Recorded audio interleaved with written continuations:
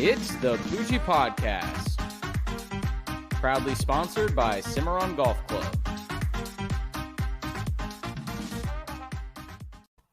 What is going on, Pooj Crew? Episode 89 is officially here. Happy Thursday morning to you all. I hope you're having a great week so far and getting into these summer months. Hopefully the weather is staying away. I know it's been a little rainy here in Jacksonville. I've had to run through the rain a few times, getting to and from my car and wherever I may be going. Hope you guys are staying safe. But while you are on the go listen to the Poojie Podcast. Subscribe on Spotify, subscribe on Apple, iHeart, Google, or if you're listening on YouTube, thank you for watching us. Go follow us on your favorite podcast streaming platform to be able to listen to us on the go. We love having our fans out there to be able to listen to us wherever they may be. And thank you to our sponsors, Shores Pub Mandarin and String Sports Brewery, as well as Cimarron. This rainy weather has kind of kept me away from the golf course a little bit. Have not been too happy about that. But as you can see, broke out the Jaguar jersey again. And not only that, Blake Bortles is back. Bortles signs with the Green Bay Packers. Huge week one matchup between Blake Bortles and Jameis Winston against the New Orleans Saints. The new heir to the throne, Blake Bortles, taking over the Green Bay Packers. Maybe he'll be able to actually win a Super Bowl for the Packers in this decade, unlike Aaron Rodgers has been able to since 2010. I don't know. Sometimes all you need is the boat and just rev the engine and let him go. He's going to do great things in Green Bay. I hope he makes the team. But we're here to talk some Jacksonville Jaguar football. We'll have some other fun conversations as well. Right when we thought we closed the book on the NFL with the NFL draft. What does the NFL do? They dropped this schedule, and here we are. We're going to talk about the NFL schedule. It's the middle of May, and we're still talking about the NFL. This sport has it figured out as far as keeping headlines. We're excited. Some London games coming up with yours truly, the Jaguars. And as you can see, I got the Jaguar colored hat going on right now. Go check out PoojiePodShop.com. Use code PODFAN at the checkout to get 15% off, PoojiePodShop.com. But I want to welcome in the panel Jacob. You've seen him before. We have Matt Maynard here as well, resident Ravens expert and North Carolinian. He is here to talk a little bit about the Baltimore Ravens. And guys, I'm just excited. I'm excited. Like right when we draft Trevor Lawrence, I think excitement's over for a few months, and then we get the schedule. Yep. I mean, so we were already kind of playing games. I know me and you did this just like a week ago. We're already playing the games of like, okay, we know our home opponents, our away opponents. Let's count out like wins and losses. Well, now knowing the order, that changes a lot of things. Because like when you think of a vacuum, like just playing a team in a vacuum, you're like, oh yeah, we could beat that team, or we might lose to them. But when you play and like what you're coming off, what they're coming off, it changes everything. So now it's a little bit more serious in projections.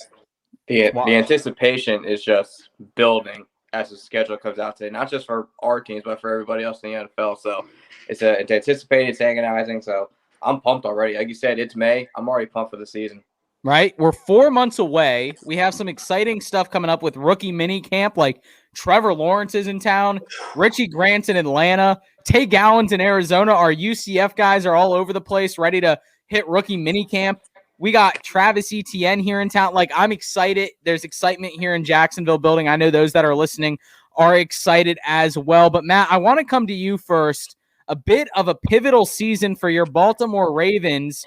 They have been trying to get over the hump for the last 2 seasons, and they haven't quite gotten there yet. Tell me about your Baltimore Raven expectations going into the 2021 season, or even coming off the 2020 season. Yeah, you said it right there. The pivotal season. 2 years ago, we were 14-2. We were the best team, in the entire league, and we ended up losing the first game of the playoffs. Going to next season, going 11-5.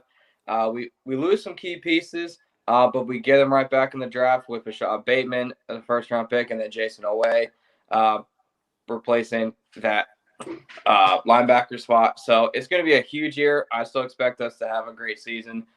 We start off Monday Night Football, first game of the year in Las Vegas. As I just stated, the lowest ticket right now is $706, which is absolutely insane. So if you guys want to book your tickets now, let's do it. Yeah. I still expect a great season. Start off in Vegas, then coming back playing Kansas City. We all know what happened last year. We're not going to talk about that because that's last season. hopefully we get over that hump this year against Kansas City. And then you got Detroit and Denver on the road. Then we got guys like Indianapolis, and then the Chargers are coming into town, and then Cincinnati. So I can see us going into the bye week. I can see us going defeated, but I'm going to be realistic and see us 6-1. But it gets tough when we get into week 12. 5 of our last 6 games of the season are division opponents. Twice against Cleveland, twice against Pittsburgh. So it's good, and both those teams they're getting over the hump too. Cleveland's coming to where they want to be. Pittsburgh, we'll see with Big Ben. This is going to be his last year. Losing James Conner also, but then getting Najee Harris. So realistically, I can see us winning the division still at 13-4, 12-5 in that range, but it's so tough in that division, in that AFC North. So I'm still expecting big things for the Ravens, but they like to mess with my emotions a lot. So we shall see. Yeah, you guys lose Matthew Judon, and you guys have been looking for wide receivers ever since you drafted Brashad Perryman back in the first round a few years ago. You've been looking for that marquee wide receiver, and honestly, from an outsider's perspective, I feel like that's what stunted Lamar Jackson's journey into eliteness as far as a quarterback is. You look at all the other elite quarterbacks in the league, they have great wide receivers to throw to. The Ravens have not had that in the last few years. I think Lamar Jackson has really kind of been hindered by that. And not only that, people talk about his running ability. Well, his passing ability hasn't really been able to be seen full-fledged yet because he hasn't had that number one go-to wide receiver. So hopefully Rashad Bateman out of Minnesota can become that for you guys. I'm looking at the Ravens schedule now. Again, I think it's a pivotal year for you guys. I think this year is going to change the direction of the franchise for good or for worse. You start with 3 road games in the first 4 games. Luckily, the Chiefs game is a home game. You go at Raiders, home Chiefs, at Lions, at Broncos. Those 3 road games are pretty favorable for you guys. I think the Broncos defense is a little bit scary there. I think Monday night, week 1 is obviously going, the nerves are going to be shaking. It's going to be an electric factory there in Las Vegas. But I think, ultimately it is a favorable schedule. You have 3 consecutive home games followed by a home game after the bye. So 5 straight weeks of not having to travel at all. But that just means you are backloaded with road games. You go at Dolphins, another good defense. At Bears, another good defense. Browns, a division rival. At Steelers, I think you guys can handle them. At Browns, back-to-back almost against the Browns.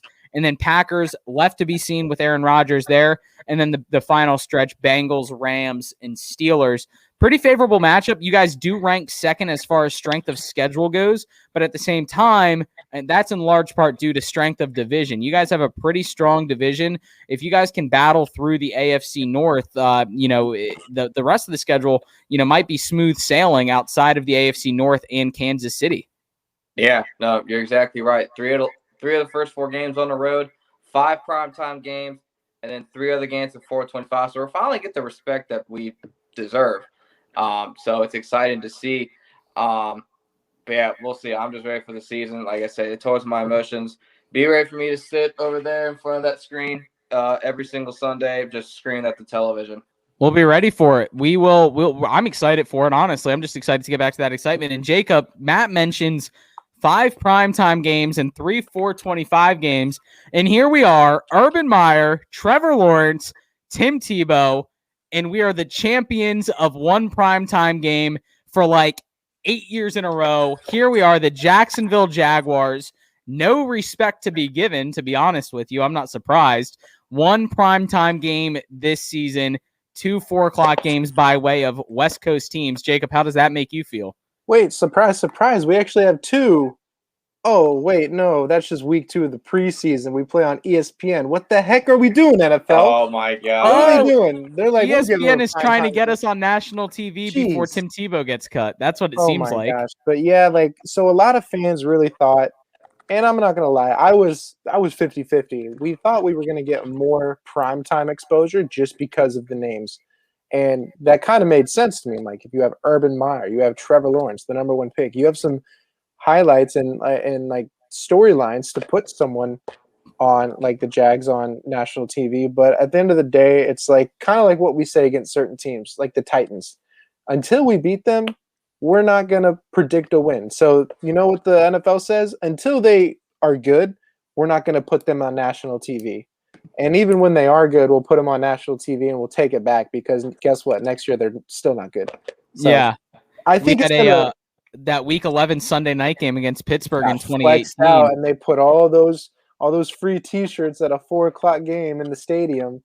Just awful. I think Urban Meyer is going to potentially use this as like, it's a younger team. He's going to say, you're not there yet. You need to earn your respect rather than just be given it for who you are. And so it might be some fuel that Urban can help motivate his team to not be too high on themselves and have to work for what they want. Yeah, I mean, ultimately, it is a young team. It's a young head coach in the NFL terms, right? This is a guy that has not had one game of coaching experience as a head coach in the NFL, and he's going to have to earn that respect, and we're building from the ground up, and the NFL schedule indicates that. Let's get into this Jaguar schedule. I'm extremely excited. We'll break it down game by game. Simple enough. It's, 18 weeks, right? Like that just feels weird to say, right? Week 18 is typically the wild card weekend in the beginning of January, but we'll still be playing hopefully meaningful football, and hopefully not meaningful in the way of we hope we get the number 1 draft pick, hopefully by way of let's win this division against the Indianapolis Colts. We'll get to that game in week 18, but we'll kick it off against maybe one of the most dismantled franchises, unorganized organizations in the NFL currently with the Houston Texans. At Houston, is Deshaun Watson going to be in jail? I don't even know who's going to be playing quarterback, but I'm seeing shades of 2017 week 1 all over again. All we're waiting for is a hurricane to rip through Jacksonville and in 10 sacks from that Saxonville defense. I mean, yeah, this is going to be this was the best shot we had at week 1. Probably to win this game with Trevor Lawrence. And I'm really glad that, it's at Houston, but of anybody on the schedule, playing them week 1's probably the best shot. We potentially don't play against Deshaun Watson. We know that J.J. Watt's no longer on the team. How great was he anymore? I don't know, but it's just a dismantled franchise. Phony. J.J. Watt's a phony anyway, Jacob. Here's the thing. What's crazy is they won 4 games last year. They should have been the 3rd pick, but they traded away because they're stupid. We were the worst team in the league, but the difference is based on our offseason, we feel, and I would say the whole kind of league feels, we're trending upward.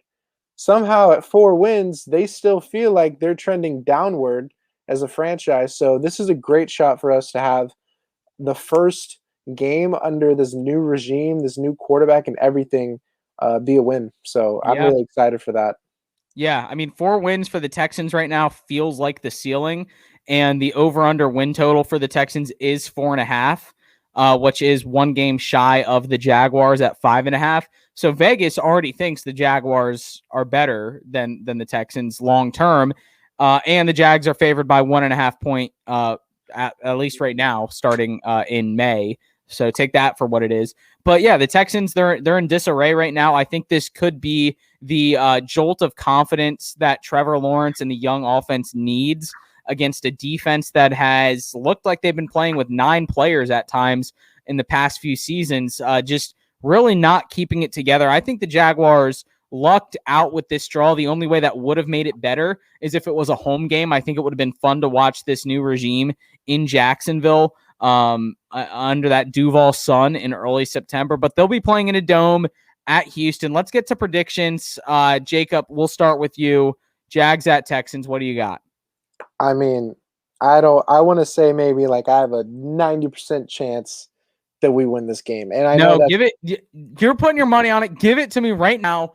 Win or loss, no percentages. Are we winning? Are we losing? Oh, we're winning this game. I just said 90% because I didn't want to be too high on Jacksonville because what do we do that every year? But no, I'm pretty sure we win this game. I think that the Texans are just in such a bad downward spiral, and we have a lot of things going for us. Gotcha. Yeah, I'm taking a win here too. Matt, I'm sorry to keep you out. You're the tie-breaking vote, but we're both going to take wins here against Houston at Houston. And hey, Jacksonville won week 1 last year. Let's hope it's a better final stretch for the Jaguars after beating the Colts week 1 of 2020 with the win starting off 1-0 at the Texans. Week 2, at home, finally back in Jacksonville for the fans of Duval to be able to see their golden boy, Trevor Lawrence, and the new head coach, Urban Meyer, versus the Broncos. Now, the first thing that stands out here to me is Von Miller is old. The Denver defense is old, but they just drafted a pretty good cornerback in Patrick Surtain outside on at the corner position for defensive back. And he's a guy out of Alabama, and you look at Trevor Lawrence coming out of Clemson. These guys, they have a little experience together, playing in the same ranks of college football. But this Denver defense is nothing to laugh at. If there's one thing that scares me about this game, it's that and the fact that I don't know if there's going to be a quarterback running out onto the field for the Broncos. Well, you know what? I wrote down notes for every single game. And you know what my note was for Denver? Thank God it's at home. Because if we were playing at Mile High, I'm just going to chalk it up to a loss. You're right. They have a great defense. And if we were playing in Denver with a rookie quarterback who I love, it would have just been like, I feel like there's not a great shot. The difference now is because it's at home, we do have a shot. It's going to be the first home game, so our team might be pumped up. But I feel like we don't know exactly what Urban Meyer and staff are going to have drawn up for an offense and what things are going to look like. Yeah, we picked ETN. We have 3 stud receivers in our eyes as Jags fans. There could be within week 2, at least that's in our favor to have just kind of a little bit of secrecy or just them being unsure of what we're going to do. That might help us to potentially upset Denver. It's not even an upset really because they won 5 games last year. But I think that'll help us early on in the season before we really get some good tape on what's Urban Meyer's offense, what is Trevor Lawrence doing. We might be able to play good against a good defense. Yeah, I mean, you look at their quarterback situation with Drew Lock and Teddy Bridgewater. It reminds me a lot of, Gardner Minshew and Nick Foles. And it kind of puts the same type of feeling in my head of the team just doesn't know what they want to do and doesn't know what they're going to do. This is a game that if Denver is going to win, it's going to be 17-14. It's going to be a very low-scoring game. The defense is going to suffocate Jacksonville. Like you said, though, it is in Jacksonville, so that is the one shining light on this game. Not too much going for it other than that. We lost to Denver last year, I believe. Of course we did. We only beat the Colts, so we lost to Denver last year. We get a rematch against Denver at home this time. Jacob, what's your prediction, man? I am actually going to say that we win this game because I think Trevor Lawrence is going to play well. I think they won't have enough tape on what the Jags do yet, and we'll be able to use the home crowd to hopefully excite, the fan base and get a week 2 win against Denver because I'm not scared of their quarterback. Yeah, no, I agree. This was one that I was 50-50 on, but I kind of talked myself into being 55-45 with a win here. I know I said don't talk percentages, but I am going to go with the win. I like the point that you brought up. Hey, that's why we do this. You're talking me out of things. I'm talking you out of things. The fact that this is an early season game, I think, is big time. Denver's not going to have too much tape as to what the Jacksonville offense is going to be. I think that's going to pay dividends to Jacksonville, and I think being in front of the home crowd of full capacity, people want to make jokes about Jacksonville. I think it's going to be rocking this season. There's so much to look forward to. I think this is going to be a very fun game in Jacksonville. I'll say a win. We start off 2-0. Let's get to the Cardinals game in week 3. This one again at home. Jacob, what do you have for this game? First thing that comes to mind is just watch out for Kyler Murray. I personally love Kyler Murray. I think he's a stud.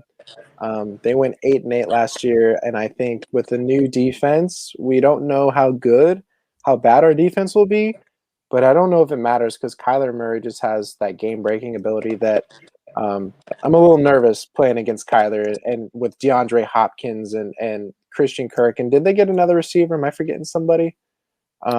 Maybe not.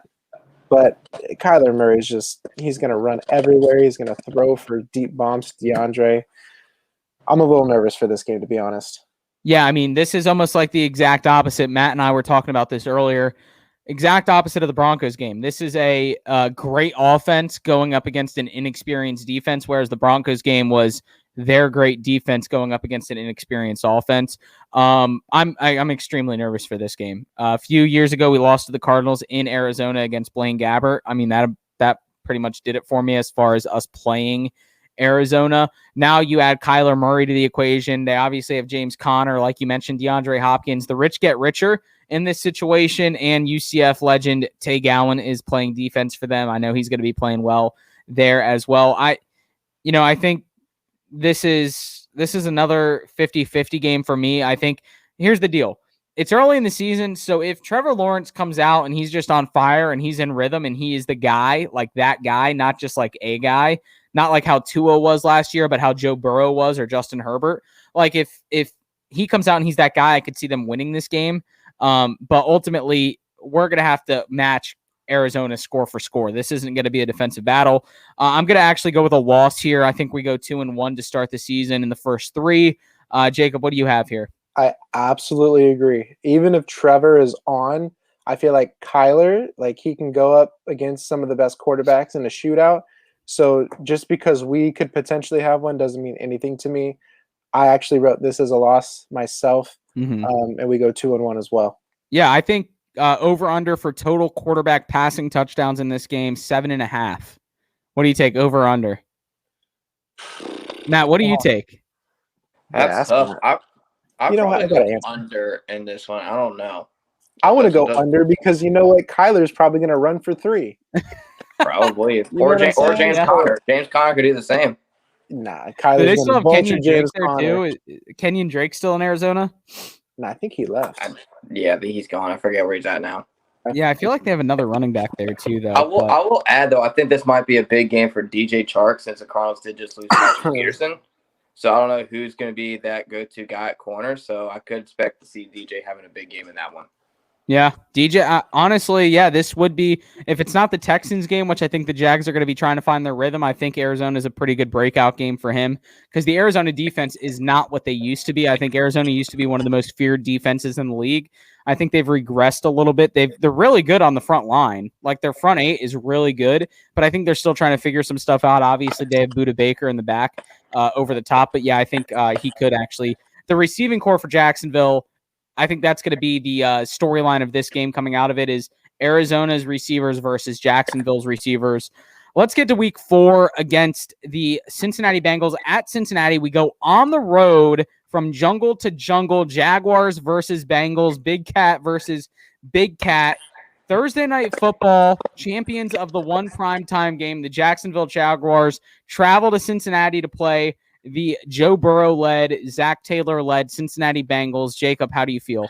I think this is going to be such a fun game to hype up for just because we're not playing the Texans, we're not playing the Titans or the Colts, we're playing the Cincinnati Bengals and Joe Burrow, the number 1 pick last year. So this is going to be all over ESPN and stuff all week.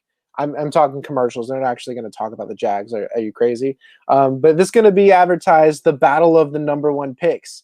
And Joe Burrow's obviously coming off of his ACL injury. We were just talking about it right before this. He should be fully healed and healthy going into training camp.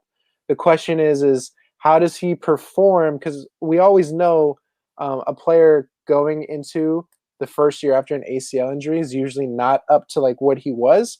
But he's a quarterback, so maybe that doesn't hinder him as much because he's not sprinting down the field. He's not trying to make these plays with his agility. So this could be a very fun game against what was 2 very bad teams last year, but 2 very good quarterbacks.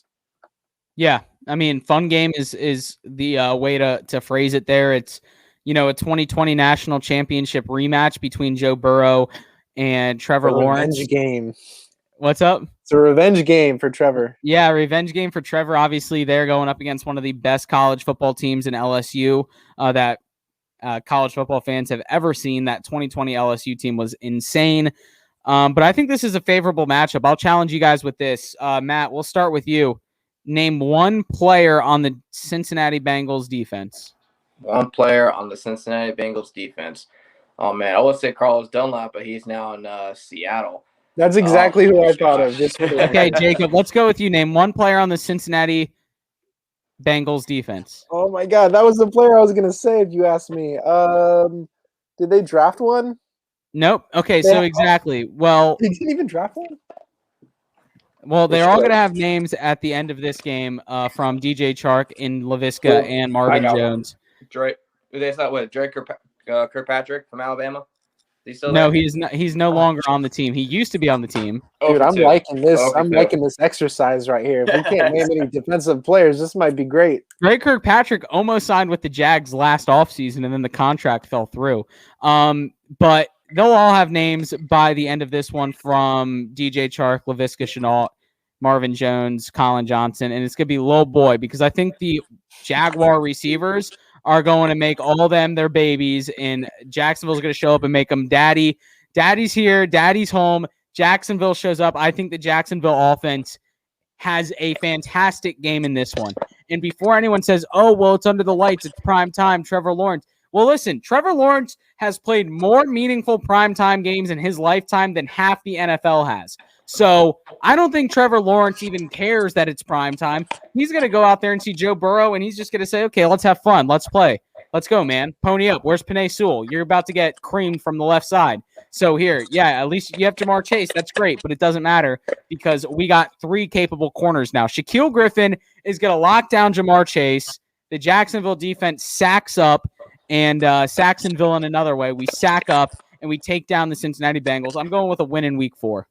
Absolutely agree with you. We're winning this game, in my opinion. I was just looking up the roster and looking at the defensive players, and even while looking at them and reading them, I still barely recognized anybody's name. The most recognizable name was Eli Apple, and I don't know, is this an updated roster? Is he still on the team? If so, yeah, I'm excited that we don't know anybody on their defense. We're going to beat them in Cincinnati. Yeah, not too hard for me. So we start 3-1 through the first 4. And to be honest with you, I don't even think this is. Go for it, Matt. What do you got? I was going to say this is a crazy fact. This is the 3rd year in a row that you guys play at Cincinnati, and the 2nd year in a row you guys play week 4.